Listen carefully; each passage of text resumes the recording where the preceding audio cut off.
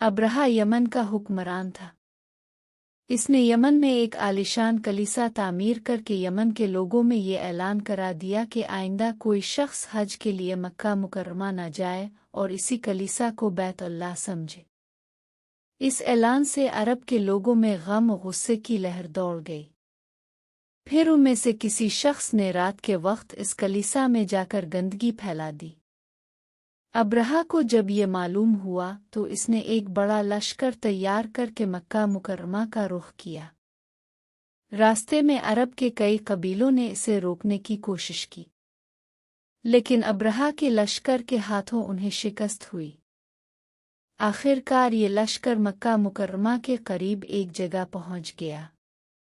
अगली सुबह जब इसने बैतुल्लाह की तरफ बढ़ना चाहा तो इसके हाथी ने आगे बढ़ने से इनकार कर दिया।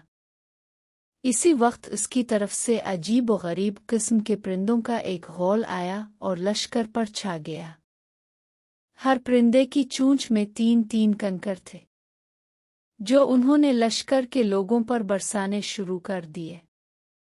उन कंकरों ने लश्कर के लोगों के जिस्मों को चीर कर रख दिया। ये अजाब देखकर सारे हाथी भाग खड़े हुए। लश्कर के सिपाहियों में से कुछ वही हलाक हो गए और कुछ जो भाग निकले वो रास्ते में मर गए। अब्रहा के जिस्म में ऐसा जहर सरायत कर गया कि इसका एक एक जोड़ गिल सड़कर गिरने लगा। इसी हालत में इसे यमन लाया गया। वहां उसके सारे बदन से खून बह बहकर खत्म हो गया। इसकी मौत सबसे ज्यादा इबरतनाक हुई। इसके 2 हाथी बान मक्का मुकर्रमा में रह गए थे, जो अपाहज और अंधे हो गए। इस तरह अल्लाह पाक ने अपने घर की हिफाजत फरमाई और ताकत पर गुरूर करने वालों को सज़ा का मज़ा चखाया। कुरान पाक की सूरा फेल में अल्लाह पाक ने इस वाक़ये को यूं बयान फरमाया, क्या तूने ना देखा कि तेरे रब ने हाथी वालों के साथ किया?